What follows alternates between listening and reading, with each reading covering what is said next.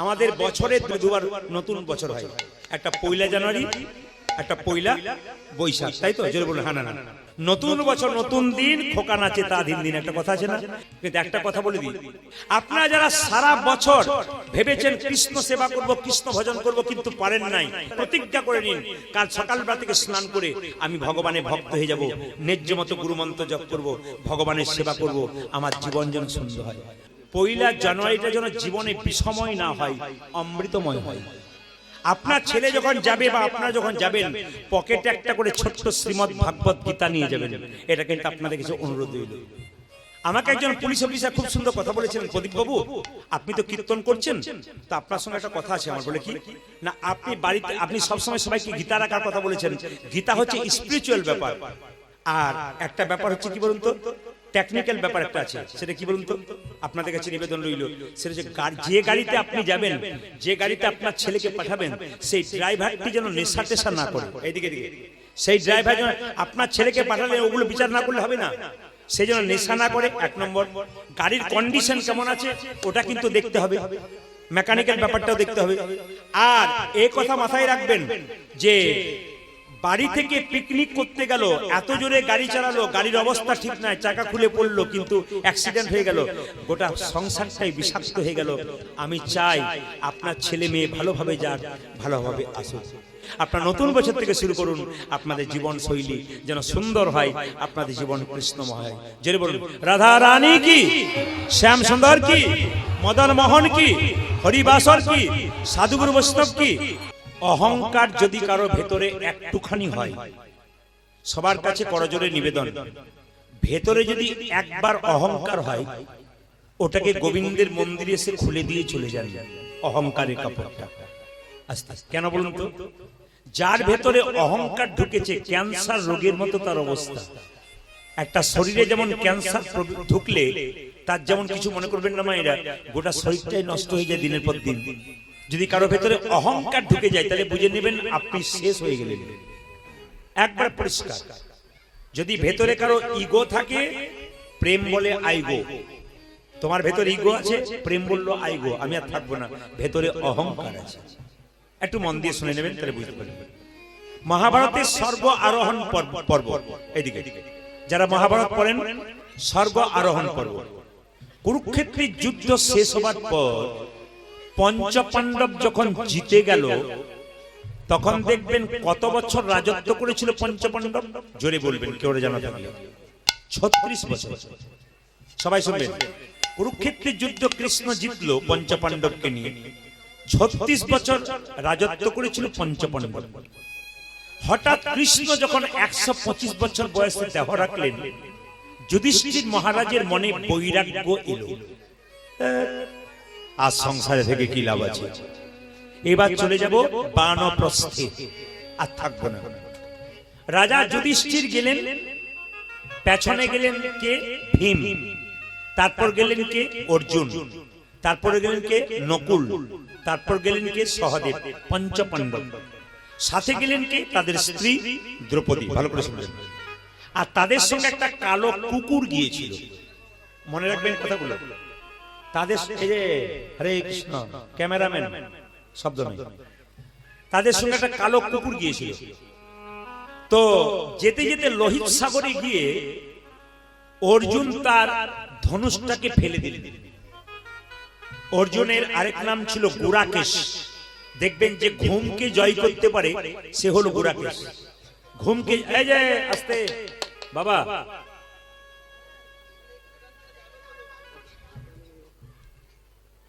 আমি আপনাদের বলছি, শব্দ করবেন না। অর্জুনের আরেক নাম ছিল গুড়াকেশ, কেন? ঘুমকে জয় করেছিল। আর অর্জুনের আরেক নাম ছিল সব্যসাচী। সব্যসাচী কাকে বলে মায়েরা? যখন ছেলের নাম সব্যসাচী রাখবেন, একটু মাথায় রাখবেন, সব্যসাচী মানে কি?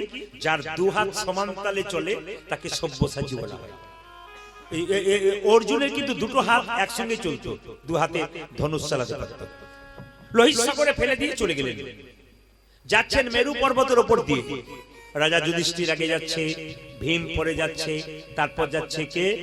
অর্জুন, তারপর নকুল, সহদেব, একটা কালো কুকুর, দ্রৌপদী। হঠাৎ পাহাড় থেকে দ্রৌপদী আছাড় খেয়ে নিচে পড়ে গেল। আর যেই না নিচে পড়ে গেল দ্রৌপদীর মৃত্যু হয়ে গেল। কিচ্ছু করার নেই, দ্রৌপদী মারা গেল। ভীম জিজ্ঞেস করছে যুধিষ্ঠিরকে, দাদা দ্রৌপদী মারা গেল কেন? কি এমন পাপ করেছিল? স্বর্গারোহণ যাচ্ছে, স্বর্গে যাচ্ছে, হঠাৎ নিচে পড়ে গেল কেন, মারা গেল কেন? শুনে নেবেন কথাগুলো, খুব দামি যুক্তি আছে, শিক্ষা আছে। তখন যুধিষ্ঠির মহারাজ বলল, আমরা পঞ্চপাণ্ডব হচ্ছে দ্রৌপদীর স্বামী। কিছু মনে করবেন না মায়ের, অপরাধ নেবেন না। সমাজে যদি একজন স্ত্রী থাকে আর দুজন স্বামী থাকে, যদি সেই স্ত্রী কোনো ক্রমে দুজন স্বামী থেকে যায়, দুজন স্বামীকে কিন্তু সমানভাবে ভালোবাসতে হবে, এটা কর্তব্য। দ্রৌপদী কিন্তু পঞ্চপাণ্ডবের মধ্যে সবাইকে সমানভাবে ভালোবাসা দেওয়া উচিত ছিল, কিন্তু দেয় নাই। সবচাইতে বেশি ভালোবেসেছিল কাকে বলুন তো? হ্যাঁ, আপনার দক্ষিণ চব্বিশ পরগনা, উত্তর চব্বিশ পরগনা যারা আছেন তারা কিন্তু এই সমস্ত ব্যাপার খুব পাকা, এ বলবার আগে উত্তর দিতে পারে। অন্যান্য জেলাতে কিন্তু হাঁ করে তাকিয়ে থাকে যে এরপর কি বলবে তাই দেখি। আর ভক্ত যারা যারা পড়াশোনা করেন তারা বলে দেয় কে অর্জুনকে বেশি ভালোবাসছে। দ্রৌপদীর এই যে দ্বিচারিতা, একজনকে ভালোবাসা বাকি জনকে অতটা ভালোবাসা নয়, এই অহংকারের জন্য দ্রৌপদী কিন্তু নেতাই গৌর হয়ে গেল। এই দিকে এখানে একটা শিক্ষা আছে, বাড়ির যিনি মালিক হবেন তাকে ভালোবাসতে হবে প্রতিটি পরিবারের সবাইকে সমান তালে। যদি আপনি ভালোবাসা কাউকে বেশি দেন, কাউকে কম দেন, তাহলে আপনি অপরাধ করছেন।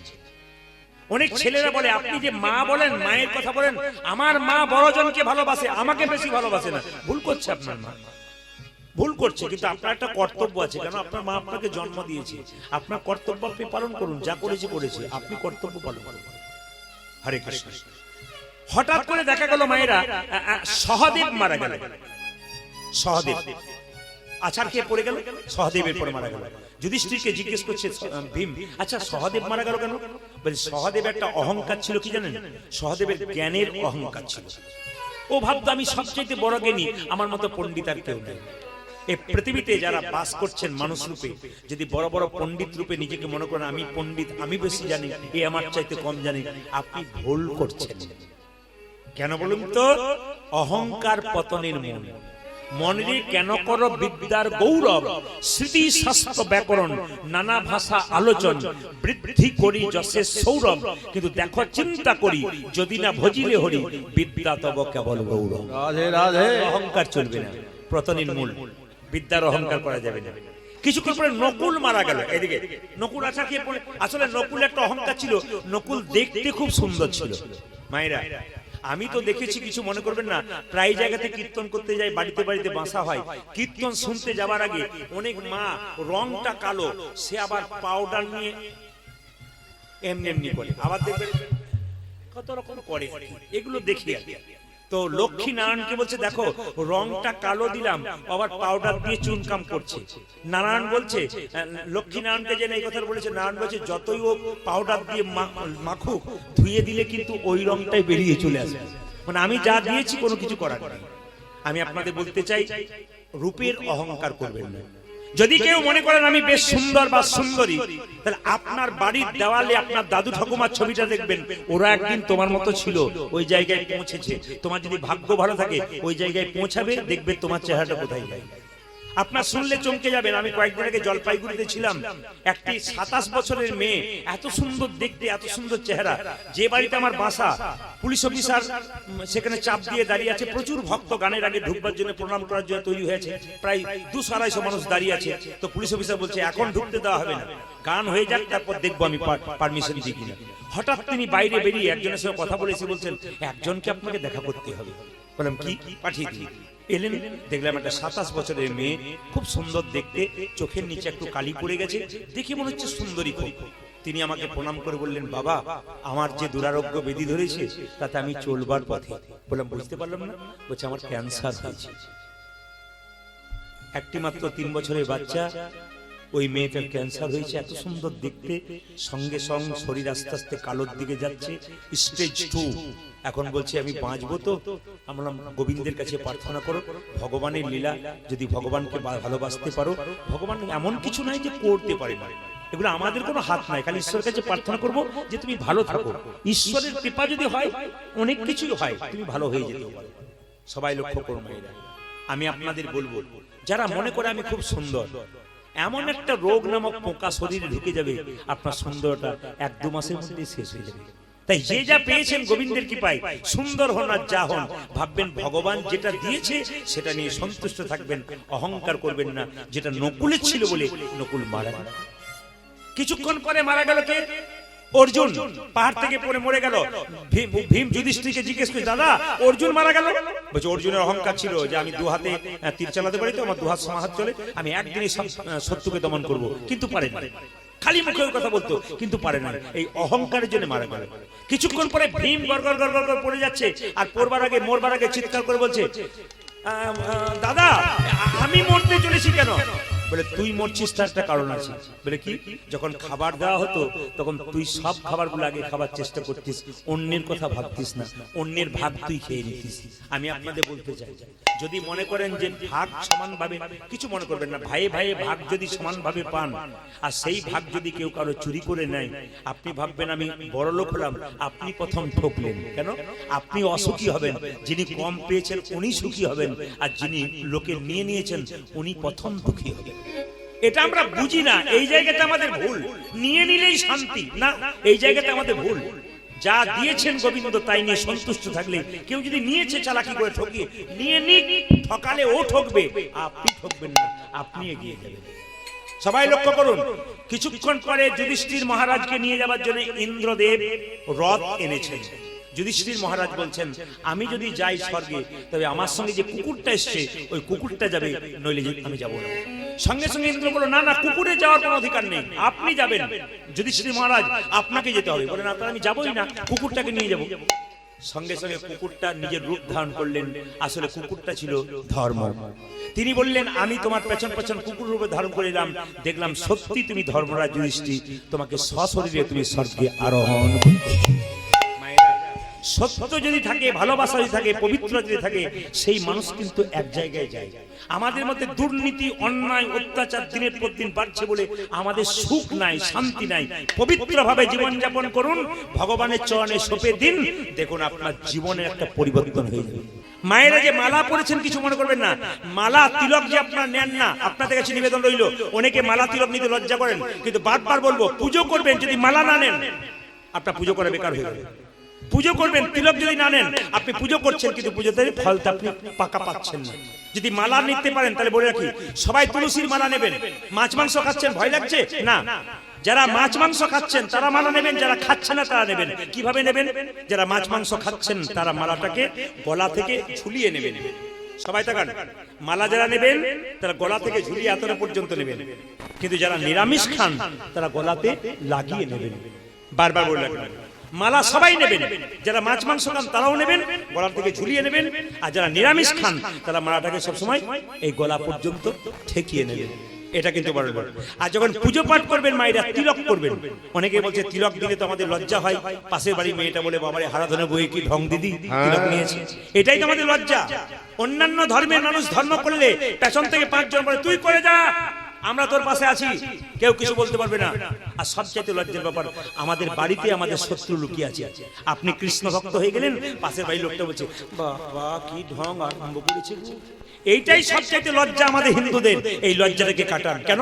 আপনি পারবেন না, আপনাকে করার দরকার নেই, কিন্তু যে করতে চাইছে তাকে বাধা দেবেন না। এটা বারবার আপনাদের কাছে আমার নিবেদন রইল, যে করতে চাইছে তাকে বাধা দেবেন না, বাধা দিলে কিন্তু বৈষ্ণব অপরাধ হয়। তাই বলবো মায়েরা, তিলক যদি কেউ করছেন কিছু মনে করবেন না। তিলকের তত্ত্ব আপনাদের অনেক কিছু বলেছি। তিলকের যে 3টে দাগ দেখতে পাচ্ছেন, এই 3টে দাগের মধ্যে একটা ব্রহ্মা, একটা মহেশ্বর, মাঝখানে ফাঁকা জায়গাটা বিষ্ণু। যার কপালে ব্রহ্মা বিষ্ণু মহেশ্বর আছে তার আবার চিন্তার কি আছে। তবে যারা আমাদের মতো তিলক করতে পারবেন না, তাদের নিয়মটা বলে যায়, পুজো পাঠ করার সময় হাতে জল নেবেন, এই আঙ্গুলে করে জল তিলক করে নেবেন। সবাই কাল থেকে যারা পুজো করবেন, গোবিন্দের পুজো করছেন, দেবদেবীর পুজো করছেন, বাচ্চা মেয়েরা যারাই করছে, একটু হাতে জল নিয়ে কি করবে, হাতে জল নিয়ে জল তিলক করে নেবে। কেউ দেখতে পাবে না, কিন্তু তিলক হয়ে গেল। তারপর আপনি স্কুলে ভর্তি হলেন, ভর্তিটা আগে হন, লাইনে আগে দাঁড়ান, ডাক আপনি পাবেন। এক সময় জল তিলক করতে করতে আপনার ইচ্ছা হবে আমি তিলক নেব, বহুদিন ধরে জল তিলক করুন। যদি মনে করেন একটা ফোঁটা নিতে হবে, তাই তুলসী তলার যে কাঁচা মাটিটা আছে ওই মাটিটা আপনি এই আঙ্গুলে করে নেবেন। এই আঙ্গুলে লোককে দেবেন, এই আঙ্গুলে মৃত মানুষের কপালে দেবেন, এই আঙ্গুলে নিজে নেবেন, এই আঙ্গুলে কাকে দেবেন, ভগবান বিষ্ণুকে দেবেন, আর এই আঙ্গুলে ভাইকে যখন ফোঁটা দেবেন তখন এই আঙ্গুলে দেবেন। নিয়ম আছে কিন্তু, হ্যাঁ, এই জন্য বারবার বলবো তিলক করা প্রত্যেকের কর্তব্য আছে। যদি এরকম না করতে পারেন কাল থেকে কিন্তু জল তিলক করবেন। সবাইকে আমি বলে এসেছি জল তিলকের নিয়ম কিন্তু শাস্ত্রে দেওয়া আছে। আপনার জল তিলক করুন, কেউ দেখতে পাবে না, কিন্তু জল তিলক হয়ে গেল, এখানে তিলক করে নিলেন, পুজো পাঠ করবার সময় আপনার লাভ আছে। আপনি কখন বুঝবেন যে আমার আর দায়িত্ব সংসারে শেষ, এবার আমার ছেলেকে দিতে হবে? আস্তে আস্তে আপনি কখন বুঝবেন যে আপনার ছেলেকে দায়িত্ব দিতে হবে, আপনার দায়িত্ব শেষ? প্রমাণ দেখুন। সারা জগতের মালিক কৃষ্ণ ভগবান, কিন্তু সংসারে একজন মালিক আছে। সরকার থেকে এলে যদি বলা হয় এ সংসারে মালিককে, একজনের নাম কিন্তু বলতে হবে। যেটা বলুন হ্যাঁ না, আপনার নাম বলতে হবে একজন। তা আপনি বলবেন আমি মালিক এ সংসারে, আমি তো রাজা এ সংসারে। আপনার রাজমুকুট কখন হেরে গেছে আপনি বুঝবেন আপনি যখন রোদে গরমে পরিশ্রম করে বাড়ি আসবেন গ্রীষ্মকালের দিনে, আপনার বৌমাকে এক গ্লাস জল চাইবেন, যখন 1 ঘন্টা পর 1 গ্লাস জল আসবে তখন বুঝবেন আপনারও রাজমুকুট হেরে গেছে। আপনি যখন সংসারে থাকবেন, ছেলে বড় হলো, মেয়ের বিয়ে দিয়েছেন, ছেলের বিয়ে দিয়েছেন, আপনি কিছু চাইছেন সংসারকে, আপনাকে যখন 1 ঘন্টা পর দিচ্ছে তখন বুঝবেন সংসারে আমার দাম কমে গেল, আর সংসার আমাকে চাইছে না। সবাই লক্ষ্য করুন, রাজা দশরথ রামচন্দ্রকে রাজা করবেন কাল সকালে বলে দিলেন, রাজ্যাভিষেক হবে রামচন্দ্র। কই কই ফুলের মালা গাচ্ছিল রামের গলে পড়াবে বলে, একটি মেয়ে কই কই কানে কানে, কই কই কি কি করছিস? মালা গাচ্ছি। কার জন্য? রামের জন্য। কি জন্য? রাম রাজা হবে। রাম রাজা হবে তো তোর কি গেল? কেন? কৌশল্যা হবে রাজমাতা, তুই তো ভিখারিনী হবি, তাহলে আমি করবো কি? এই দেখ এই দেখ এই দেখ এই দেখ, ফুলের মালা কথা বন্ধ কর, বরং রাম রাজা হবে। তুই আজকে রাত্রিবেলায় বিছানায় শুয়ে দিবি, সকাল পর্যন্ত উঠবি না। সকালে সবাই যখন আনন্দ করবে তুই মুখ লুকিয়ে কাঁদবি, রাজা দশরথ তোর কাছে ছুটে আসবে যে হ্যাঁ গো তুমি আমার জন্য এত করলে, তুমি কাঁদছো কি চাও?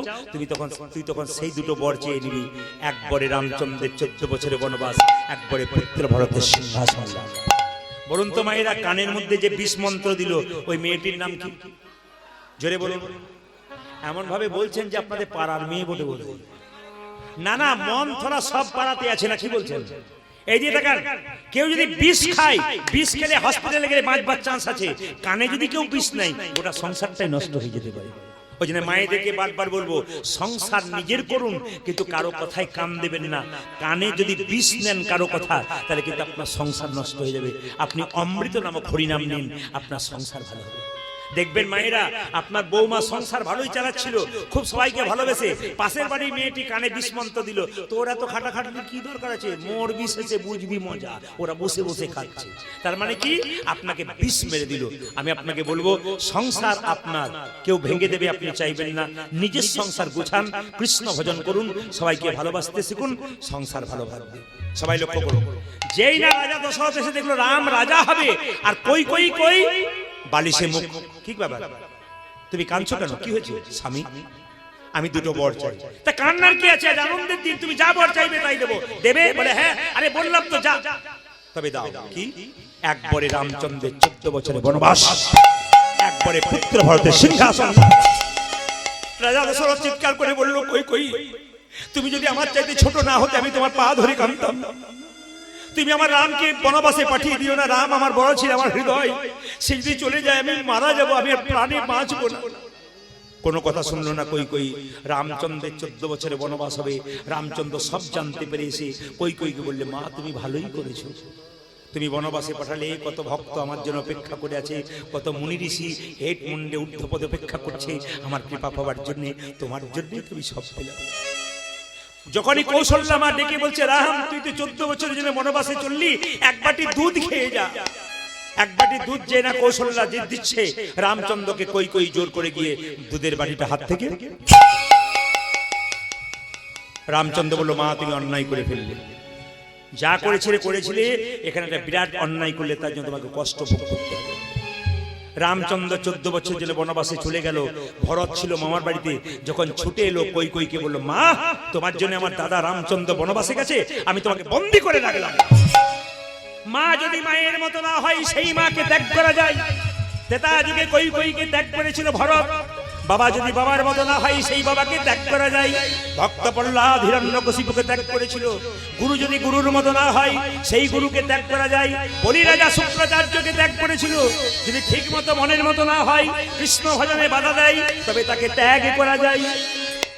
রামচন্দ্র 14 বছর জন্য বনবাসে চলে গেল বাবা।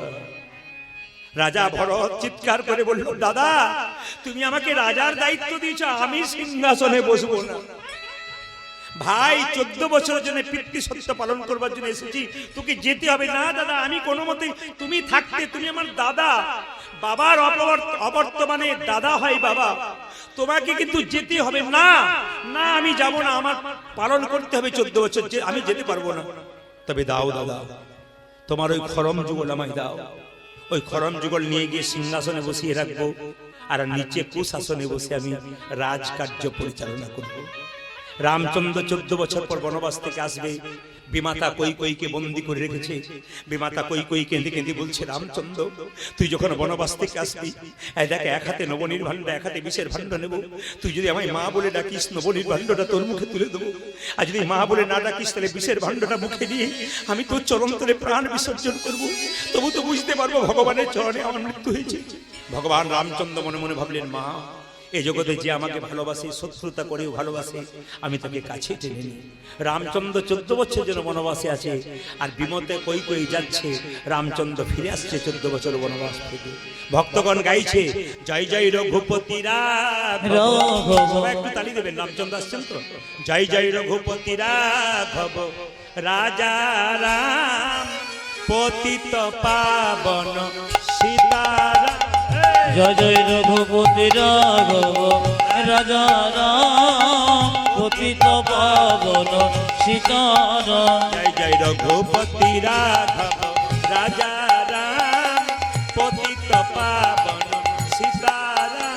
জয় জয় রঘুপতি রাঘব, রাজা রাম, পতিত পাবন সীতারাম। ঈশ্বরী আল্লাহ তেরো নাম, সবকো সুমতি দে ভগবান।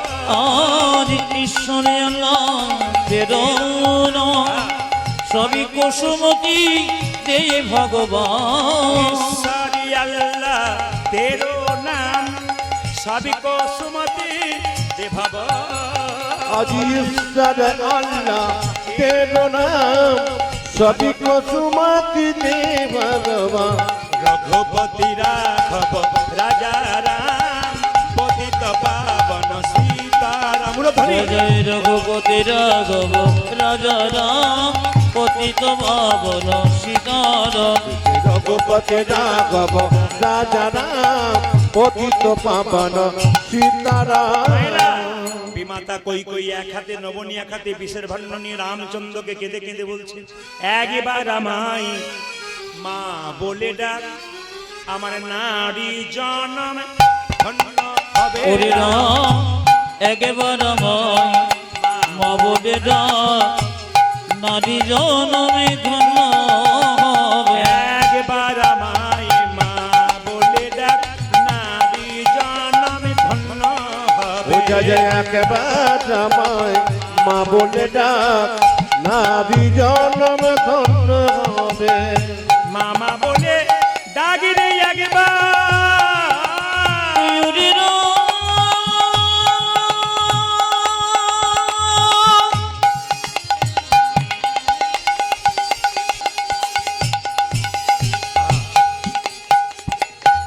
ও আমি গোবর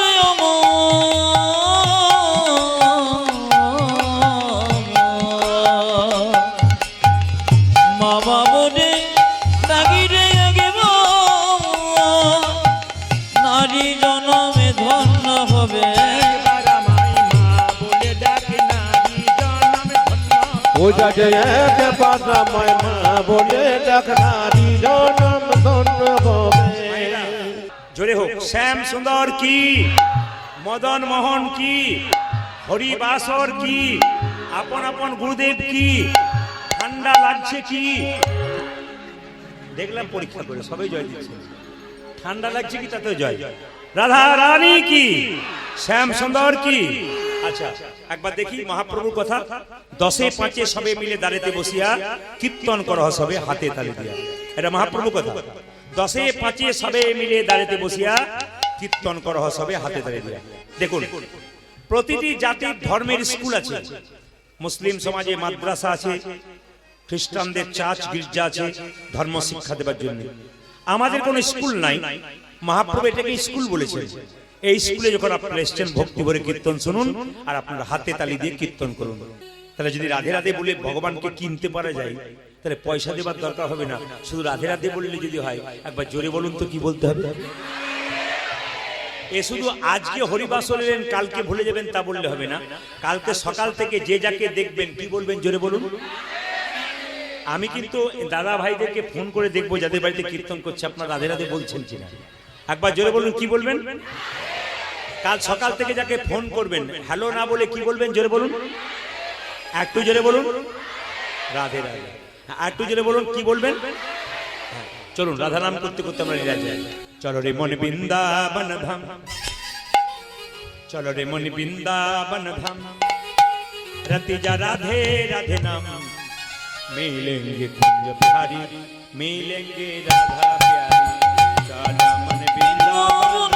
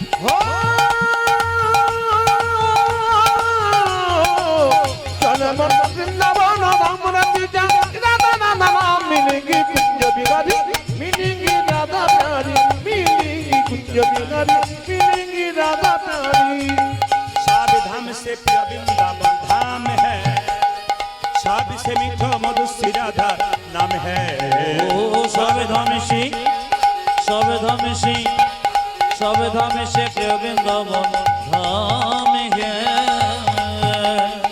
सब से मीठो मधुर से राधा नाम है। सब धाम से सब धाम से सब धाम से सब धाम से प्रिय वृंदावन धाम है, सब से मीठो मधुर से राधा नाम है। ओ सब धाम से ओ देखो सब धाम से, देखो सब धाम से प्रिय वृंदावन धाम है,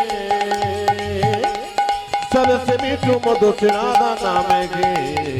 पूर्ण होगी कामरति जा राधा राधा नाम, तेरी पूर्ण होगी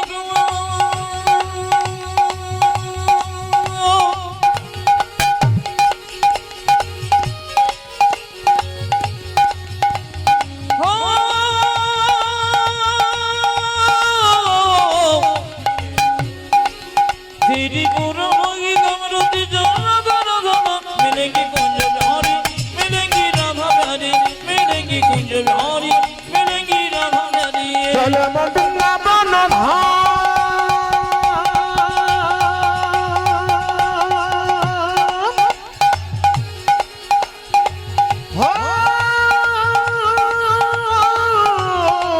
चलो मन वृंदावन धाम, रति जा राधा राधा नाम, मिलेंगी कुंज बिहारी, मिलेंगी राधा प्यारी, मिलेंगी कुंज बिहारी, मिलेंगी राधा प्यारी।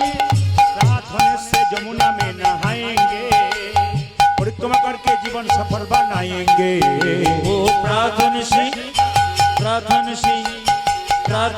जमुना में नहाएंगे, परिक्रमा करके जीवन सफल बनाएंगे। प्रार्थना से प्रार्थना से प्रार्थना से प्रार्थना से जमुना में नहाएंगे, परिक्रमा करके जीवन सफल बनाएंगे। ओ तत्घने थे, ओ देखो तत्घने थे, ओ देखो तत्घने थे जमुना में नहाएंगे, परिक्रमा करके जीवन सफल बनाएंगे। तेरी पूर्ण होगी कामरति जा राधा राधा नाम, तेरी पूर्ण होगी कामरति जा राधा राधा नाम, तेरी पूर्ण होगी कामरति जा राधा राधा नाम। तू तेरी पूर्ण होगी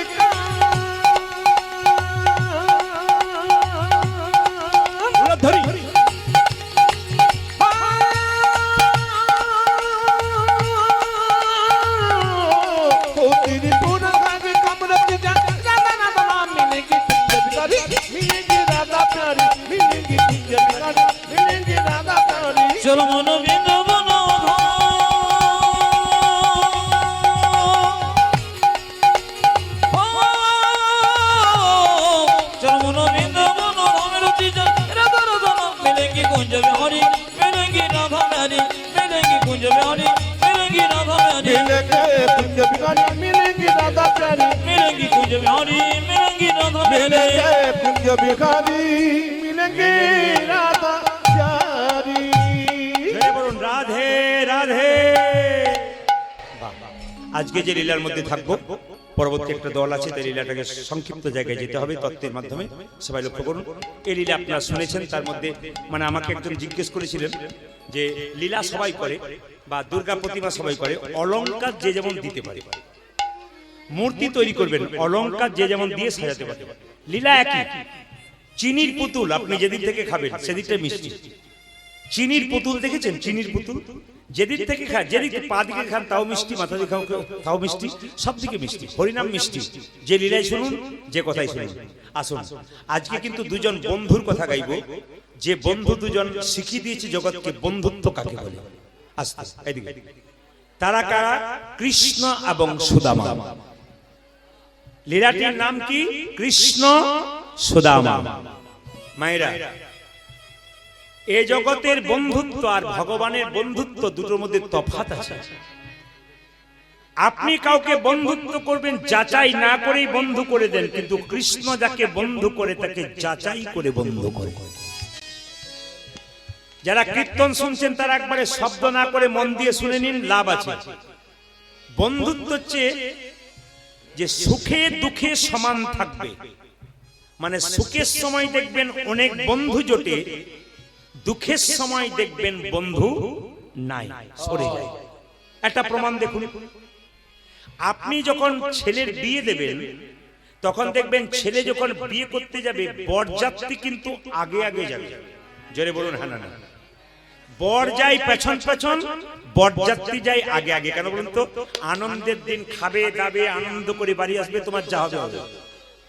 আর যখন আপনি মারা যাবেন আপনার মৃতদেহটা আগে আগে যাবে, আর আপনার আত্মীয় স্বজন বন্ধু বান্ধব আপনার পেছন পেছন যাবে।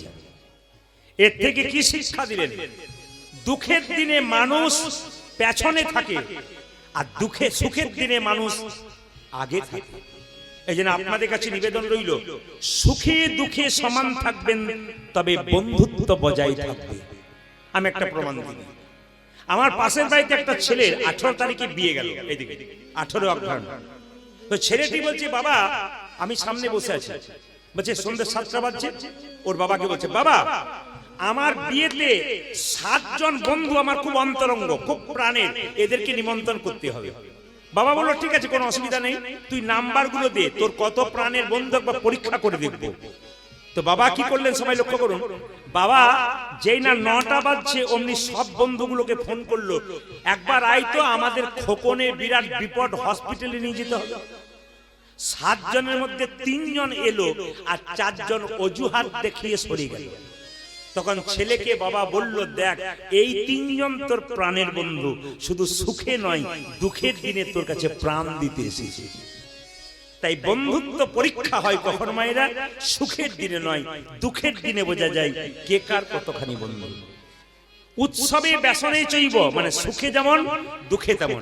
এইদিকে রাজনৈতিক পরিস্থিতি যখন দেশে দেখা দেয়, রাজনীতির দুর্বলতা যখন দেখা যায়, রাজনীতির পরিস্থিতি খারাপ দেখা যায়, তখন যেন বন্ধু বন্ধু না সরে যায়। আমি এই রাজনীতি দলে আছি, ওই রাজনীতি দলে আছে, এই নিয়ে যেন বন্ধুত্বের ফাটল না বাঁধে, এটা আমার নিবেদন রইল। কেন বলুন তো? রাজনীতি থাকবে ব্যালট বক্সে, আর বন্ধুত্ব থাকবে হৃদয় মাঝে। রাত্রি 12টার সময় আপনি বিপদে পড়েছেন, কেউ আপনাকে বাঁচাতে আসবে না, আপনার পাশের বাড়ির বন্ধুই কিন্তু বাঁচাতে আসবে। তাই গ্রামে গ্রামে পাড়ায় পাড়ায় সম্পর্কটা ভালো করুন। রাজনীতি ব্লাড বক্স বক্সের মধ্যে, কিন্তু আপনার প্রেম বা ভালোবাসা ভক্তি সব কিন্তু হৃদয়। আর কি দুর্ভিক্ষের সময় যেন এক থাকা যায়, এরাই বন্ধু। কলকাতা গেছে কাজে 2 জন বন্ধু, দুর্ভিক্ষ দেখা গেছে খাবার নাই, মাত্র 1খানা রুটি পেয়েছে দোকান থেকে কিনতে, দুজনে অর্ধেক অর্ধেক করে ভাগ করে খেলো, ইনি হচ্ছেন বন্ধু। দুর্ভিক্ষে শ্মশান ঘাটে যখন আত্মীয় স্বজন মারা গেল, তখন সে যখন যাচ্ছে তার সঙ্গে তার বন্ধু প্রাণপণ দিয়ে আগে আগে যাচ্ছে, ইনি হচ্ছেন বন্ধু। কৃষ্ণ সুদামার বন্ধুত্বটা একটু আপনাদের বলে যাই। এই কৃষ্ণ সুদামার বন্ধুত্ব একটু আপনাদের বলবো, যে যেখানে বসে আছেন একটু মনোনিবেশ করে শুনবেন। সুদামা জন্মগ্রহণ করেছিল কোথায়? বৃন্দাবনে। দেখুন, বৃন্দাবনে যার মৃত্যু হয়, বৃন্দাবনে যার জন্ম হয়, তার ভাগ্য ভালো। আপনি কি ভাবছেন ওই বৃন্দাবন? না, যেখানে যেখানে হয় হরির নাম সংকীর্তন, নিত্য নবদ্বীপ, নিত্য বৃন্দাবন, এইটাই নবদ্বীপ, এইটাই বৃন্দাবন। যদি এখানে কারো মৃত্যু হয়, এতেও কিন্তু নবদ্বীপ বৃন্দাবনে মৃত্যু হয়। জন্ম কোথায়? যেখানে যেখানে হোক, কিন্তু মৃত্যুটাও যেন ভালো জায়গায় হয়, এটা যেন আমরা চাই। সুদামা জন্মগ্রহণ করলো কোথায়? সবাই লক্ষ্য করুন। ওগো বৃন্দাবন ধাম, বিদর্ভ গ্রাম, ব্রাহ্মণ মটুকের ঘরে গো। গোবিন্দ বনধাম, কোথায় জন্ম নিচ্ছে? গানের মাধ্যমে দেখুন। বিধর্ম গ্রাম,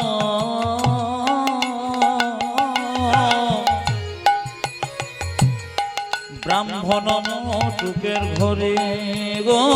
মায়েরা জোরে বলবেন, কোথায় জন্ম নিল? মথুরাতে না বৃন্দাবনে? জোরে বলুন, আরেকটু জোরে বলুন। আচ্ছা, বৃন্দাবনে। গ্রামটার নাম কি? বিধর্ম গ্রাম। আর ব্রাহ্মণের ঘরে জন্ম নিল, শূদ্রের ঘরে জন্ম নিল? জোরে বলুন, ব্রাহ্মণের ঘরে। ওগো বৃন্দাবন ধাম, বিধর্ম গ্রাম, ব্রাহ্মণ মটুকের ঘরে। আজ বৃন্দাবন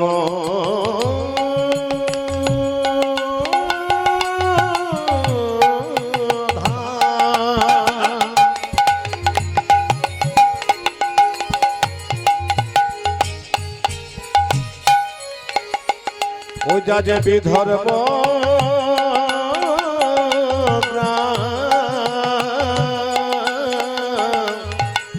ব্রাহ্মণ মটুকের ঘরে।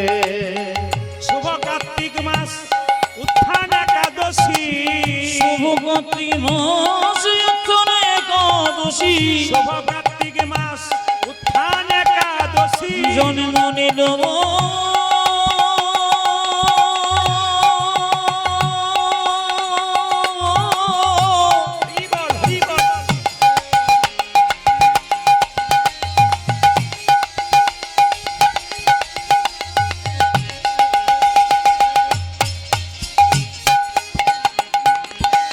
সুধময় সৃজনে নীল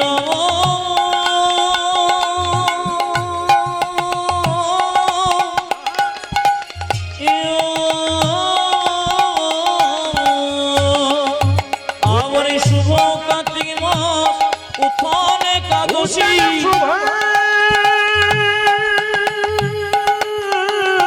কার্তিক মা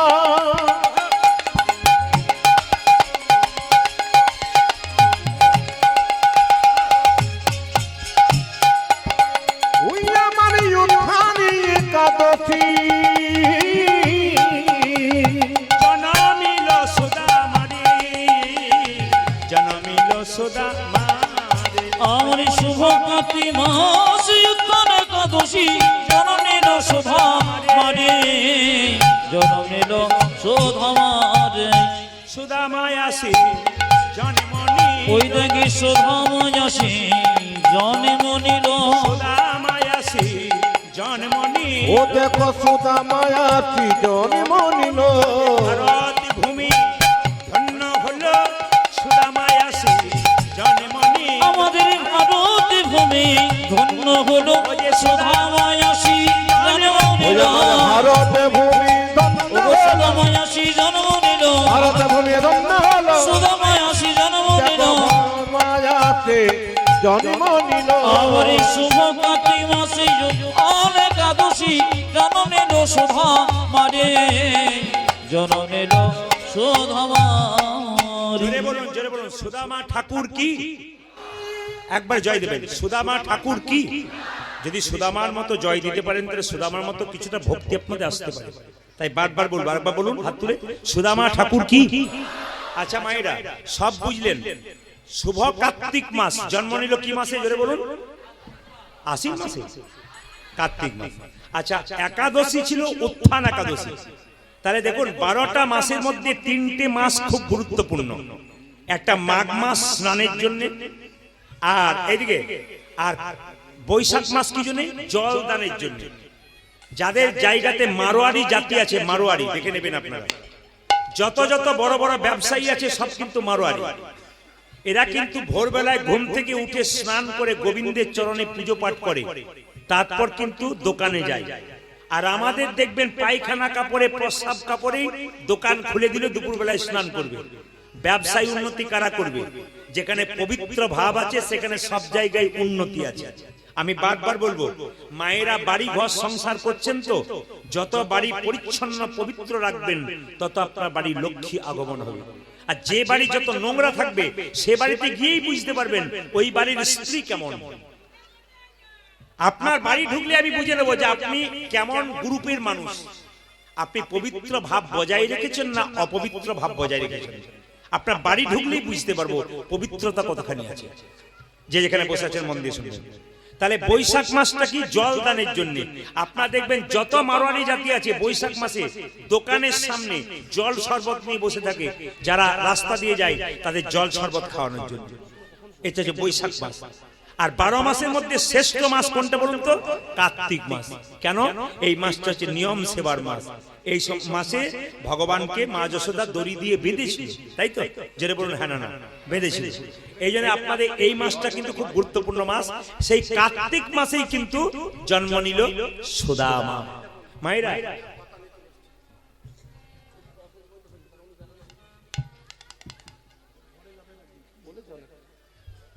ইনি আবার 1 পাতা 1.5 পাতা কোশ্চেন নিয়ে এসেছেন। এই কোশ্চেন দিয়ে রাত কাটিয়ে দিই, আর পালাপত্র কিছু করবো না। ঠিক আছে, বেশ। হরে কৃষ্ণ। জয় বলুন রাধা রানী কি, সুদামা ঠাকুর কি, সুদামা ঠাকুর কি, সুদামা ঠাকুর কি। তাহলে বৈশাখ মাস কার্তিক মাসে জন্ম নিল কে বলুন তো? সুদামা ঠাকুর। এই সুদামা কি, কে কে সুদামা?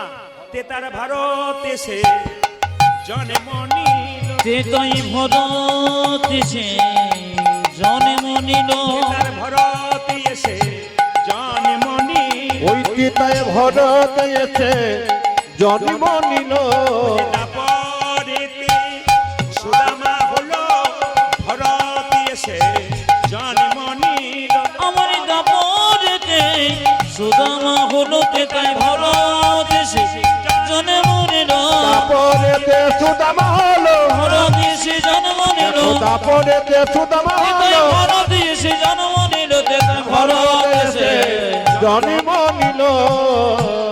আজ একটি কথা আমি আপনাদের বলে দিয়ে যাই, যারা জ্ঞানীজন আছেন, বুদ্ধিমান মানুষ, ভক্ত আছেন, তাদেরকে বলি, এবার কিন্তু গানটা কীর্তনটা নষ্ট করবার মূলে এটাও দরকার ওটাও দরকার। কেন? এই যে আপনার সেবাতে বসালেন না, এই সেবাতে যে বসলো, কীর্তন শুনতে শুনতে বলুন তো কীর্তন আগে না এইটা আগে? জোরে বলুন। কীর্তন আগে কয়েকজনের, আর বাকি সব দেখছেন যখনই বসছে তখন মাথা উঁচু করে। আমাদের পাড়া থেকে চোরা বসে গেল নাকি না, এই যে একটা ভাব। তার মানে কি, একটা ছেলে যদি পড়াশোনা করতে বসে সেই সময় মা যদি বলে এসে আয় খেয়ে নে, ও যদি একবার খেয়ে নেয়, ও লেপ খুঁজবে না পড়া খুঁজবে? যে কোনটা খুঁজবে? তা আপনারা যারা ভক্ত তাদের জন্য বললাম প্রসাদ খাওয়ার ব্যবস্থা আছে, কিন্তু প্রসাদটা আপনার শেষে গ্রহণ করবেন। যারা প্রকৃত ভক্ত কীর্তন শুনবেন, প্রসাদ গ্রহণ করবেন। যেটা বলুন সুদামা বিপ্রপি। এই সময় যে যে উঠবে তাকে বোঝা যাবে উনি কিন্তু কীর্তন শুনতে আসেন নাই, খেতে এসেছেন। না, প্রসাদ পাবেন, প্রসাদ সবাই পাবেন, কিন্তু কীর্তনটা শুনে নিন। যাদের দূরে বাড়ি তাদের ছেড়ে দিন। যেটা বলুন সুদামা বিপ্র কি, সুদামা বিপ্র কি। তেতার ভরত এসে সুদামা হল। একটু জেনে নিন, তেতা যুগে রামচন্দ্র কত বছর জন্য বনবাসে গেছিল? জোরে বলুন মায়েরা। 14। আচ্ছা আচ্ছা, এবার সবাই বলুন, তেতা যুগে রামচন্দ্র 14 বছরের জন্য বনবাসে গেল, কেন 12 বছরের জন্য গেল না? কেন 16 বছরের জন্য গেল না? কার জন্য গেল বলুন তো? কৌশল্যা, কৈকেয়ী না সুমিত্রা? জোরে বলুন। কৈকেয়ীর জন্য। তো কেন গেল না? আসলে 14 বছর 12 বছর মানে এক যুগ। আমাদের সমাজে কেউ যদি 12 বছরের জন্য বাইরে চলে যায় তাকে কিন্তু মৃত বলে ঘোষণা করা হয়। তার সাধ্য কাজ করানো যেতে পারে। যারা বলুন হ্যাঁ না। আপনাদের দিকে চালু আছে কিনা জানি না, শাস্ত্রের নিয়ম অনুযায়ী হিন্দু ঘরে সব চালু থাকবে। এই জন্য কই এমন ভাবে চাইলো যে 12 বছর পেরিয়ে যাবে, আমার ছেলে রাজা হয়ে যাবে, 14 বছর হলে তো আর রামচন্দ্রকে খুঁজেই পাওয়া যাবে না। এই ভাবনা চিন্তা করে তিনি 14 বছরের বনবাস চাইলেন। ভরত হলো ত্রেতা যুগের রামচন্দ্র, ভরত হলো দাপরে সুদামা। কেন হলো একটু দেখুন। রাজা দশরথ একবার যুদ্ধে গিয়েছিল মা, তো যুদ্ধে যাওয়ার পরে তার আঙ্গুলে একটা বিরাট বড় ঘা হয়েছিল, ক্ষত, সবাই তাকাবে না। তো আঙ্গুলের ঘাটা ভালো হচ্ছে না, কবিরাজ বলল তোমার আঙ্গুলের ঘা ভালো হচ্ছে না, একটা কাজ করলে ভালো হবে। বলে কি? তোমার তো 3 জন স্ত্রী আছে, কৌশল্যা, কৈকেয়ী, সুমিত্রা। এদের মধ্যে যে মুখ দিয়ে আঙ্গুলটা চুষে চুষে লালা দিয়ে তোমার আঙ্গুলটাকে পরিষ্কার করতে পারবে, তোমার আঙ্গুল কিন্তু ভালো হয়ে যাবে। তাহলে মায়েরা, স্বামীর যদি আঙ্গুলে ঘা হয় আর স্ত্রীকে যদি বলে যে তুমি মুখের ভেতর ঢুকিয়ে লালা দিয়ে পরিষ্কার করো, আপনারা পারবেন তো? এখন 2-4 জনকে হ্যাঁ হ্যাঁ দেখলাম, আবার 2-4 জন মুখটা দেখলাম, আমি টেস্ট করে দেখলাম, আবার 2-4 জন যেন অরুচি এমনি দেখালো ভাব। না না, তাহলে দেখতে হবে কি? বলে হ্যাঁ আমি আমার স্ত্রীরা আমাকে খুব ভালোবাসে, বিশেষ করে কৌশল্যা, সুমিত্রা তো ভালোবাসে। আজকে সমাজে যাকে মনে করেন আমাকে সমাজে বাড়িতে খুব ভালোবাসে, সেই দেখবেন পরে আপনার সঙ্গে বেঈমানি করে। আর যাকে ভাবেন ভালোবাসে না, সে কিন্তু আপনাকে শেষে আপনার পাশে দাঁড়ায়। এ প্রমাণ।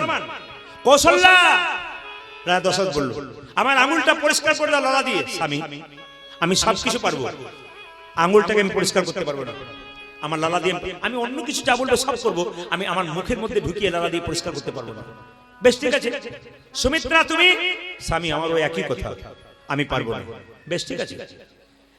মনে মনে ভাবলো এবার তো কৈকেয়ী না বলে দেবে। কৈকেয়ী তুমি। স্বামী, আমি তোমার আঙুল মুখে দিয়ে লালা দিয়ে পরিষ্কার করে দেবো। একই তুমি? হ্যাঁ। স্ত্রীর সবচাইতে দামি জিনিস হলো স্মৃতির সিঁদুর হাতের শাখা। মায়েরা, একটা সদবা নারীর সবচাইতে দামি জিনিস স্মৃতির সিঁদুর আর হাতের শাখা। এই যে দুর্গা পূজার সময় সিঁদুর খেলা করেন, আমি খুব একটা খুঁজে পাই না কোথায় লেখা আছে সিঁদুর খেলা। সিঁদুর খেলাটা নিজে থেকে করেছেন কিনা জানি না, আমার ঠিক জানা নেই। সিঁদুর খেলা নয়, সিঁদুর ভক্তি ভরে নিতে হয়। সিঁদুর নিতে নিতে 1 চিমটি সিঁদুর যদি মাটিতে পড়ে যায়, স্বামীর আয়ু ক্ষয় হয়, শাস্ত্র বলছে। এই যে সিঁদুর যত্ন করে নিতে হয়, সিঁদুরকে ভক্তি, কারণ আপনি ব্রাহ্মণ সাক্ষী করে, অগ্নি সাক্ষী করে সিঁদুর নিয়েছেন, সিঁদুরটাকে পবিত্র ভাবে নিতে হয়। 1 চিমটি সিঁদুরের যে কি দাম, আপনার পাশের বাড়িতে যে মেয়েটা বিধবা হয়েছে তাকে দেখে বুঝবেন 1 চিমটি সিঁদুরের কত দাম। দাঁত থাকতে দাঁতের মর্ম কেউ বোঝে না, দাঁত চলে গেলে বুঝতে পারে দাঁতের কি দাম ছিল। স্বামী আপনার সামনে কত যে দামি, এটা আপনি বুঝবেন কখন? যখন আপনার কাছ থেকে চিরকালের জন্য সরে যাবে। যতক্ষণ থাকবেন ততক্ষণ বুঝবেন না। শুধু স্বামী বললে ভুল হবে, একজন স্ত্রীও স্বামীর কাছে যত দামি, একজন স্বামীও স্ত্রীর কাছে ঠিক ততখানি দামি।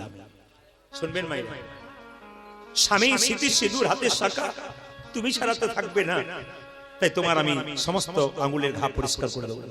সবাই লক্ষ্য করুন, আঙুলটাকে মুখে ঢুকিয়ে ঢুকিয়ে এক সময় কৈকেয়ী তার রোগ ভালো করে দিল। রাজা দশরথ চিৎকার করে বলল, কৈকেয়ী তুমি যা করলে না, তোমার ঋণ তো আমি শোধ করতেই পারবো না। তবে একটা কথা তোমাকে বলি, তুমি সময় মতো 2টো বর চেয়ে নিও, যা চাইবে দেবো। স্বামী তোমার সেবা করলো, তার জন্য আমার বরের কি আছে, পাওয়ার কি আছে? আমি স্বামী সেবা করব, চাইবার কি আছে? তুমি তো আমার পরম পতি। না, আমি কিছু চাইবো না। আরে বাবা, সময় মতো চেয়ে নিও, আমি তোমাকে দেবো বললাম তো, সময় মতো চেয়ে নিও। সবাই লক্ষ্য করুন। রাম একদিন রাজা দশরথ সিংহাসনে বসে আছে, দেখছে রাজমুকুটটা বাম দিকে হেলে গেছে, মুকুটটা, রাজার মুকুটটা, আর এখানকার চুলগুলা পেকে গেছে। দেখবেন বয়স হবার প্রথম লক্ষণ দেখবেন এখানকার চুল কিন্তু পাকবে। যারা এখানে কীর্তন শুনতে এসছেন, যখনই দেখবেন আপনার এখানকার চুলগুলো প্রথম পাকলো, তখন বুঝবেন আপনার কিন্তু আস্তে আস্তে বয়স হয়েছে। রাজা দশরথ আয়না নিয়ে দেখছে চুল পেকেছে আর রাজমুকুটটা হেলে গেছে। আচ্ছা বাবা, কিছু মনে করবেন না, রাজমুকুটটা বলতে চাইছে দশরথ এবার তুমি ছেড়ে দাও, তোমার আর জায়গা নেই, রামচন্দ্রকে জায়গা দিয়ে দাও। বিমাতা কৈকেয়ী এক হাতে বিষের ভাণ্ড, নবনীর ভাণ্ড নিয়ে বলল, রাম একবার মা বলে ডাক। রামচন্দ্র মাকে জড়িয়ে ধরে বলল, মা তুমি কেমন আছো? বিমাতা কৈকেয়ী কেঁদে কেঁদে বলল, ওরে রাম, তুই তো আমার গর্ভে জন্ম নিস নাই, তুই কথা দে আমার গর্ভে জন্ম নিয়ে আমার স্তনদুগ্ধ পান করে তুই আমার মনোবাসনা পূর্ণ করবি। ভগবান রামচন্দ্র বললেন, মা গো, এই যুগে তো হলো না, আগামী দাপরে আমি কংসের কারাগারে কৃষ্ণ হবে, তুমি হবে দৈবকী, তোমার গর্ভে জন্ম নেব, কিন্তু তোমার স্তনদুগ্ধ পান করতে পারবো না। কেন জানো? যেদিন 14 বছরের জন্য বনে যাচ্ছিলাম, তুমি মায়ের হাত থেকে আমার হাত থেকে দুধের বাটি কেড়ে নিয়েছিলে। এই দুধ আমি তোমার দুগ্ধ পান করব না। তখন কই কই জিজ্ঞেস করেছিল, আমি যখন দৈবকী হব, তুই যখন কৃষ্ণ হবি, তুই যখন আমার কাছ থেকে চলে যাবি। একজন মা যখন বাচ্চাকে জন্ম দেয়, সেই বাচ্চা যদি মরে যায় বা বাচ্চাকে কেউ নিয়ে চলে যায়, মায়ের দুগ্ধ আপনা আপনি ঝরে। দৈবকী বলল, আমার দুগ্ধ যে মাটিতে পড়বে ওটার কি অবস্থা হবে? কৃষ্ণ বলল, মা গো, রামচন্দ্র বলল, মা গো, কথা দিলাম আমি যখন কৃষ্ণ হব, তুমি যখন দৈবকী হবে, আমি যখন চলে যাব তোমার কাছ থেকে, তোমার দুগ্ধ মাটিতে পড়বে। যে মাটিতে দুগ্ধ পড়বে সেই মাটিতে চিড়ের মালসার মাটি তৈরি হবে। এই যে চিড়ের মালসা, এটা কোথা থেকে তৈরি হয়েছিল? ওই চিড়ের মালসার মাটি তৈরি হবে। তবে কথা দিলাম, বলে কি, ওগো মা, আগামী কলিযুগে তুমি হবে সচী মাতা, আমি হব গৌর হরি। তোমার মনের বাসনা পূর্ণ করব, তোমার গর্ভে জন্ম নিয়ে তোমার স্তন দুগ্ধ পান করি। সঙ্গে সঙ্গে রামচন্দ্র যখন বনবাস থেকে এলো, দেখতে পেল ভরত বসে আছে নিচে, আর তার চরণ যুগল আছে সিংহাসন। ভরতকে বলল, ভরত রে, তুই যে আমার জন্য এত করেছিস, তুই যে আমার জন্য এত করেছিস, রাধে রাধে। আমি তোকে কথা দিলাম, আগামী দাপরে যখন আমি কৃষ্ণ হব, তুই এই যুগে আমার ভাই হলি, তুই যেন বন্ধু রূপে জনম নিবি। ও তুই বন্ধু রূপে জনম নিবি, বন্ধু রূপে জনম নিবি। ও তুই বন্ধু রূপে জন্ম নেবে। তারপরেতে সুদামা হবি, বন্ধু রূপে জনম নিবি।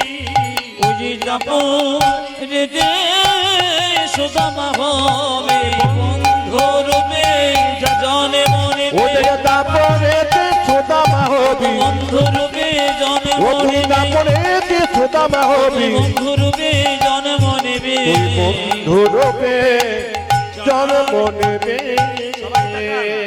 কৃষ্ণ সুদামা ছোট অবস্থায় গোষ্ঠে গিয়ে খেলা করছে, প্রত্যেকদিন নতুন নতুন খেলা। একদিকে কৃষ্ণ ছোট অবস্থায় খেলছে, আর সুদামা দুই বন্ধু হয়ে গেছে। রামচন্দ্র কৃষ্ণ হয়েছে, আর ভরত হয়েছে সুদামা। খেলা করছে 26 জন বন্ধু নিয়ে, 24 জন বন্ধু কৃষ্ণ এবং বলরাম নিয়ে 26 জন। কিভাবে খেলছে, কিভাবে খেলছে মায়েরা? কানাই খেলিছে বিনোদ খেলা গো, কানাই খেলিছে বিনোদ খেলা। কানাই খেলিছে বিনোদ খেলা গো, কানাই খেলিছে বিনোদ খেলা, কানাই খেলিছে বিনোদ খেলা গো, কানাই খেলিছে বিনোদ। ও কানাই খেলিছে বিনোদ খেলা গো, কানাই খেলিছে বিনোদ খেলা। কোটি তটে ঘটি গায়ে রাঙা মাটি, কানাই গাজে রাঙ্গা মাটি, কোটি তটে ধনি, গায়ে রাঙা মাটি, কোটি তটে উই আমার কানি রাঙা মাটি, কোটি দটে তটি, গলে দলে বনমালা গো, গলে দলে বনমালা।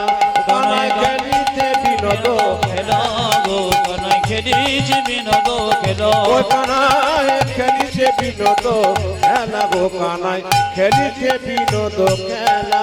প্রিয় বলরাম শ্রীরাম সুদাম, আজ প্রিয় বলরাম সীতাম সুদাম, প্রিয় বলরাম শ্রীরাম উই সুদাম। যে প্রিয় বলরাম সীতাম সুদাম, সখাগণ সবে মেলি গো, আজ সখা গণ সবে মেলে, কানাই খেলিছে বিনোদ খেলা গো, খেলিছে বিনোদ খেলা, ও কানাই খেলিছে বিনোদ খেলা গো, কানাই খেলিছে বিনোদ খেলা।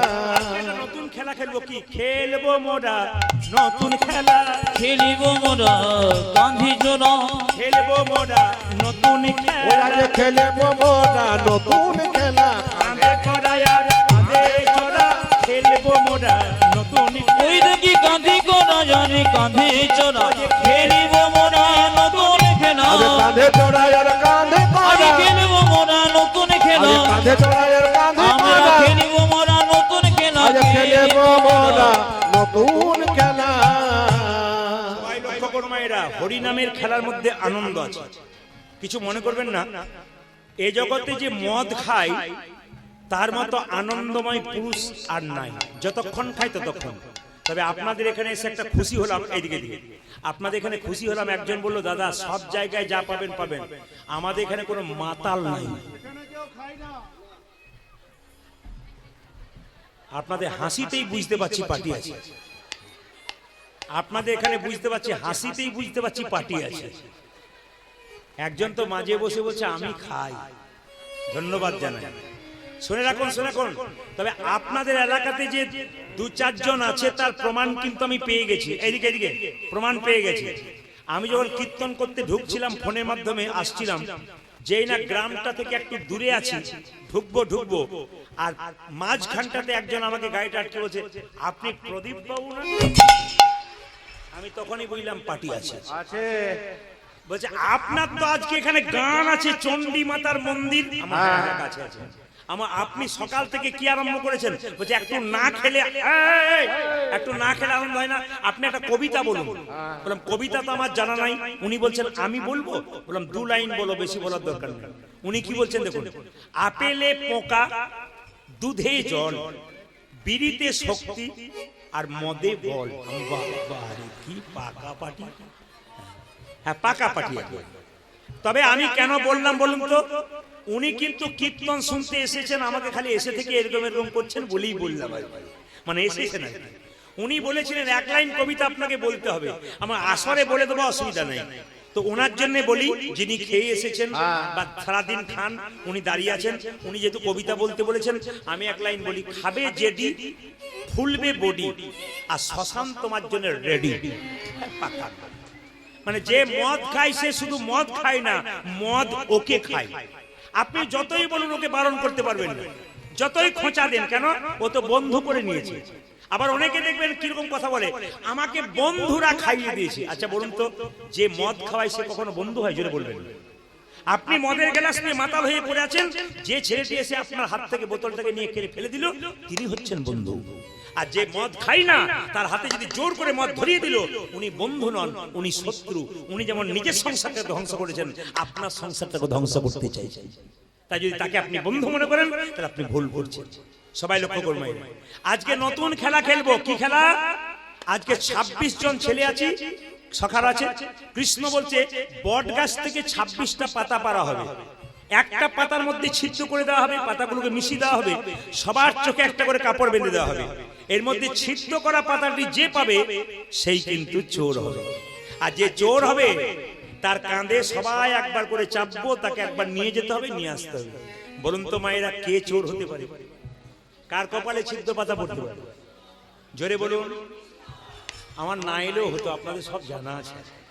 এই দেখুন কার কপালে পড়ে, দেখুন কার কপালে পড়ে। এখন যেই না পাতাগুলোকে মিশিয়ে দিয়েছে, চোখে কাপড় বেঁধেছে, এক এক করে। এই তুই কি পেয়েছিস? এই তুই কি পেয়েছিস? হ্যাঁ আমারটা ভালো। আর তুই কি পেয়েছিস? হ্যাঁ ভালো তোরটা পেয়েছি। ভালো। এই রে, আমার তো ছিদ্র করা পাতা। সবাই মিলে বলছে কৃষ্ণ চোর, কৃষ্ণ চোর, কৃষ্ণ চোর, কৃষ্ণ চোর। কৃষ্ণ বলছে চুপ, আমাকে চোর বলছিস? আমি যখন ব্রজগোপীদের বাড়ি থেকে নবনী চুরি করি, আমি একা খাই, তোরা খাস না? যে চুরি করে সেও চোর, আর যে চুরি করা জিনিস খাই সেও চোর। তোরা তো সবাই চোর, আর চোর চোর করছিস। আচ্ছা ঠিক আছে, কৃষ্ণ মনে মনে ভাবছে সুদামা রে, ভক্ত তো আমার চরণ ধরি কাঁদি, আমি তো কোনদিন ভক্তির চরণ পাই না, কোনদিন চরণ পাই না। সব ভক্ত আমার চরণ ধরে বারবার কাঁদি, কিন্তু আমি তো ভক্তির চরণ কোনদিন পাই না। ওরে সুদামা রে, আমি তোকে প্রথম কাঁধে চাপাবো, তুই যে আমার ভরত ভাই, তুই আমার জন্য এত করেছি, আমি যদি কিছুই করতে না পারি, তবে যে গীতাতে আমি প্রতিজ্ঞা করেছি, যে যথামাং প্রপদ্যন্তে তাং ততৈব ভজাম্যহং, মমাবৎমানুবর্তন্তে মনুষ্য পার্থ সর্বস্ব। যে আমায় যেমন ভাবে ভালোবাসে, আমি তাকে তেমন ভাবে ভালোবাসি। সুদামা, সুদামা আয় আয় আয়, তুই প্রথমে কাঁধে চাপবি। মায়েরা, সুদামাকে যেই না কাঁধে নিয়েছে, সবাই তাকান, সুদামাকে যেই না কৃষ্ণ কাঁধে নিয়েছে, এক পা এই দিকে, এক পা এই দিকে, কৃষ্ণ বলছে সুদামা রে, তুই তোর দুটো চরণ আমার বক্ষে দে। যেই না সুদামা দুটো চরণ বক্ষে দিয়েছে, কৃষ্ণ ছুটতে ছুটতে যাচ্ছে। কৃষ্ণের চোখের জল সুদামার পায়ের উপরে পড়েছে। সুদামা কেঁদে কেঁদে বললে, কানাই রে, আমি বুঝতে পেরেছি তুই তো প্রতিদিন সবার কাঁধে চাপিস, আজ তোর কাঁধে চেপেছি বললে তোর বড় কষ্ট হচ্ছে। কৃষ্ণ বলে, না রে কানাই, এ তো আনন্দের কান্না, আনন্দের কান্না। কান্না দুর্গম হয় একটা সুখের একটা দুঃখে। আমার আজ বড় আনন্দের দিন, আমি ভক্তকে কাঁধে করে নিয়ে যেতে পেরেছি। সুদামাকে যেই না জড়িয়ে ধরেছে, সুদামা বলছে, অত জোরে ছুটিস না ভাই, আমি পড়ে যাব যে। কৃষ্ণ বললে, জগতে যে জন আমাকে জোর করে ধরে রাখতে পারে, তার জীবনে পড়বার কোনোদিন ভয়। ভগবান বললেন, আমাকে যে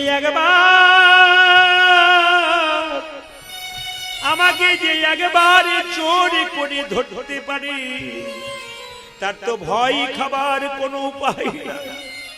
এ জগতে কোনো ভক্ত যদি কোনো দিকে না তাকি আমার চরণে স্মরণ করে, তার জীবন ধন্য হয়ে যাবে।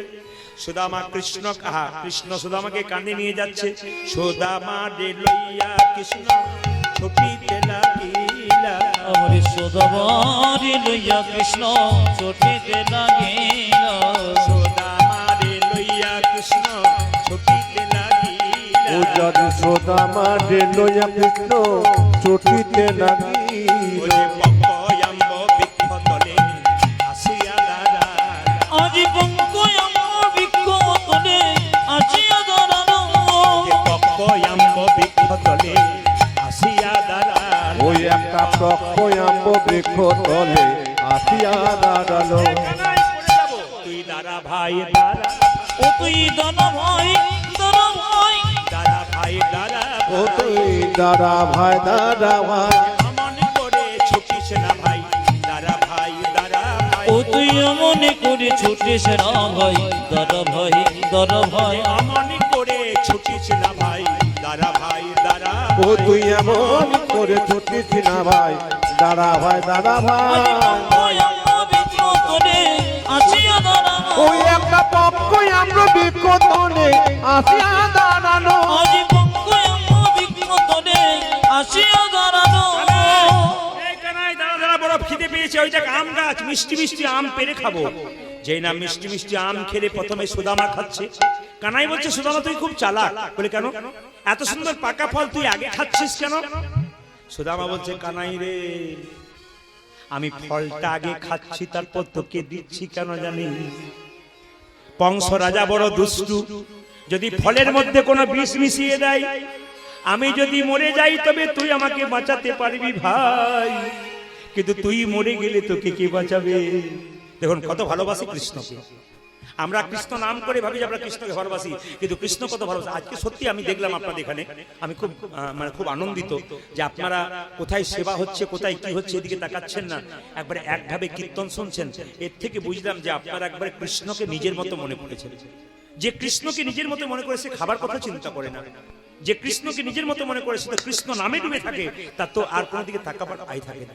এই জন্য বারবার বলবো, মায়ের সবাই লক্ষ্য করুন, যে যেখানে বসে আছেন, কৃষ্ণকে ভালোবাসতে গেলে এইরকম করতে হবে। বলে কিরকম? মায়েরা, আগেকার মায়েদের দেখবেন 3-4টা করে বাচ্চা হতো, এখন তো হাম দো আর হামারা এক, না কি বলছো? এখন তো পরিবারে হাম দো হামারা এক, আমরা স্বামী স্ত্রী আর আমার একটা, হাম দো হামারা এক। আগে দেখবেন 3-4টা বাচ্চা হতো, তো মা গুলো কি করতো? একটা ছেলে উঠোনে খেলতো, একটা বাড়ির ভেতরে, একটা উঠোনের বাইরে। মা কাজ করতে পারতো না, ছেলেগুলো জ্বালাতো, একটা ছেলেকে খেলনা দিত, একজনকে বিস্কুট দিত, একজনকে লজেন্স দিত। কেউ খেলনা নিয়ে ভরে থাকতো, কেউ বিস্কুট নিয়ে ভরে থাকতো, কেউ লজেন্স নিয়ে ভরে থাকতো। কিন্তু ওর মধ্যে থেকে যে ছেলেটা একবার মা বলে কেঁদে উঠতো, মা কিন্তু তাকেই গিয়ে আগে কোলে নিত। ভগবান কাউকে গাড়ি দিয়ে ভুলিয়েছে, কাউকে বাড়ি দিয়ে ভুলেছে, সুন্দরী স্ত্রী দিয়ে ভুলেছে, টাকা দিয়ে ভুলেছে, এর মধ্যে থেকে যে একবার হা কৃষ্ণ প্রাণ গোবিন্দ বলে ডাকতে পারবে, ভগবান একমাত্র তাকেই কাছে টেনে। সবাই তাকান মায়েরা, একবার মা যশোদা কৃষ্ণের মঙ্গলের জন্য যশোমতী কৃষ্ণকে কোলে নিয়ে গেল, কতগুলো প্রদীপ, কতগুলো ঘিয়ের প্রদীপ যমুনার জলে ভাসিয়ে দিচ্ছে। হাজার হাজার প্রদীপ ভক্তরা ভাসাচ্ছে, কিন্তু কৃষ্ণ যমুনার কিনারে দাঁড়িয়ে আছে। যে প্রদীপগুলো কৃষ্ণের পায়ের সামনে যাচ্ছে, কৃষ্ণ সেগুলোকে তুলে তুলে নিয়ে আঁচলে বাঁধছে। যশোমতী জিজ্ঞেস করলো, এত প্রদীপ থাকতে তুই এই প্রদীপগুলো নিলি কেন? বলছে, মা গো, এত এত প্রদীপ সমুদ্রের জলে ভেসে যাচ্ছে, যে প্রদীপগুলো আমার চরণের ধারে ধারে যাচ্ছে, একমাত্র তাদেরকে আমি কাছে কাছে টেনে নিয়েছি।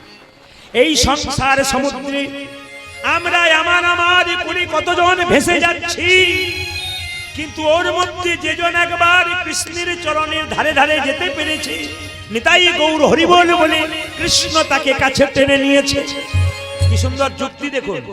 হ্যাঁ হ্যাঁ, একটা সুন্দর কথা বলি মায়ের, এই দিয়ে তাকান, মন কিন্তু আপনার এখানে থাকবে, অন্যদিকে থাকবে না। এটা প্রমাণ কি?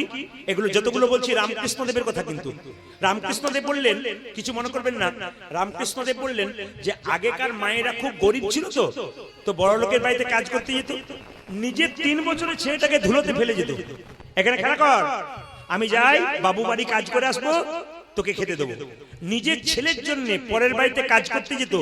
বড় লোকের বাড়িতে গিয়ে ওই বয়সের একটা ছেলে, নিজের ছেলেটা 3 বছর বয়স, আর বড় লোকের বাড়িতে গিয়ে 3 বছরের বাচ্চাটাকে নিয়ে নাচাতো, ঘুরে ঘুরে বেড়াতো, স্নান করাতো, জামা পরাতো, খাওয়াতো। কিন্তু যতই মা বড় লোকের ছেলেকে খাওয়াক আর নাচাক, মন কিন্তু তার ধুলোই পড়া ছেলেটার দিকে থাকবে। আপনার গাড়ি বাড়ি টাকা পয়সা ধন দৌলত যতই থাকুক না কেন, আপনার মন কিন্তু গোবিন্দ চরণে থাকবে। মায়েরা, এভাবে কিন্তু কৃষ্ণ শুধু আমার খেলা শেষ হয়ে গেল। কৃষ্ণ এক সময় কংসকে ধ্বংস করার জন্য মথুরার রাজা হয়ে গেল। মায়েরা, এদিকে তাকাবেন, যেই না মথুরা রাজা হয়ে গেল, আপনাদের কাছে একটা জিজ্ঞেস করা আছে যারা কীর্তন শুনছেন, কৃষ্ণকে কংস কোনো অস্ত্র দিয়ে মেরেছিল? জোরে বলুন, যারা ভাগবত পড়েছে বলুন বাবা, কি মেরেছিল? না। কি দিয়ে মেরেছিল? ঘুষি দিয়ে? না, কৃষ্ণ কংসকে মারেই নাই, কংস কৃষ্ণকে দেখে আঁতকে উঠে মরে গেছিল, হার্ট অ্যাটাক। তাহলে কৃষ্ণের কত পাওয়ার দেখুন। কৃষ্ণকে দেখে কংস মারা গিয়েছিল। শুধু তাই নয়, শুধু কৃষ্ণ একটা ঘুষি দেবার ভান করেছিল, ওতেই কংস মারা গিয়েছিল। কংস নিধন করবার জন্য যখন বৃন্দাবন ছেড়ে মথুরায় চলে গেল, তখন বৃন্দাবনে কে কাঁদছে জানেন? সবাই কাঁদছে, তার সঙ্গে কাঁদছে কে? সুদামা। কেঁদে কেঁদে বলছে, কানাই, তুই আমায় ফাঁকি দিয়ে চলে গেলি ভাই, তুই যে আমার প্রাণের ভাই বন্ধু, তুই চলে গেলে আমি কি নিয়ে বাঁচবো? ওরে বজের কানো রে, কোন দুঃখে তুই রাজা হলি মথুরাপুরে। ওরে ব্রজে কাননে, কোন দুঃখে তুই রাজা হলি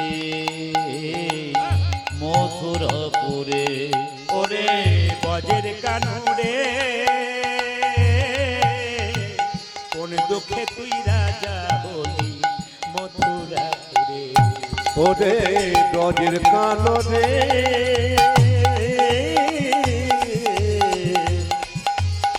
কোন দুঃখে তুই রাজা হলি মথুরাপুরে।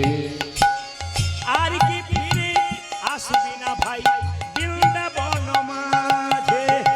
কানাই রে, কানাই রে,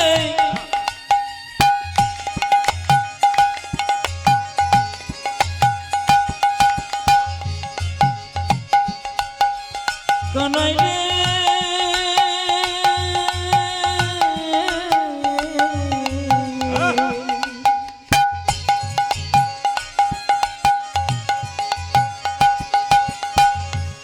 কানাই রে,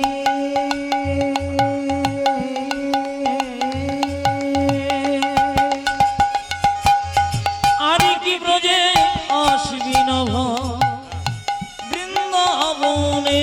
ওরে আর কি ফিরে আসবি না ভাই বৃন্দাবন মাঝে? উচ্চাদে আর কি ভিজে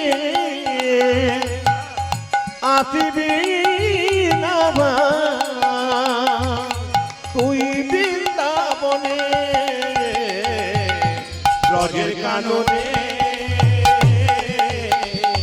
কোন দুঃখে তুই কোন দুঃখে তুই রাজা হলি মথুরাপুরে ওরে ব্রজে কাননে কোন দুঃখী তুই রাজা বলি মথুরাপুরে নন্দ রাজা জেলেছে চিতা প্রাণীতে জীবার তরে আজ নন্দ রাজা গেলেছে চিতা প্রান্তে জীবন তনে নন্দরানী লয়ে নবনী ফিরছে দাঁড়ে দাঁড়ে ও নন্দরানে লয়ে নবনে ফিরছে ধরে ধরে নন্দরানী লয়ে নবনী ফিরছে দাঁড়ে উজাজ দাঁড়ে নন্দরানী লয়ে নবনে ফিরছি দাঁড়ি দাঁড়ে বজের কানরে কোন দুঃখে তুই রাজা হলি মথুরাপুরে ওরে ব্রজে কানরে কোন দুঃখী তুই রাজা বলি মথুরাপুরে আজ কোন দুঃখে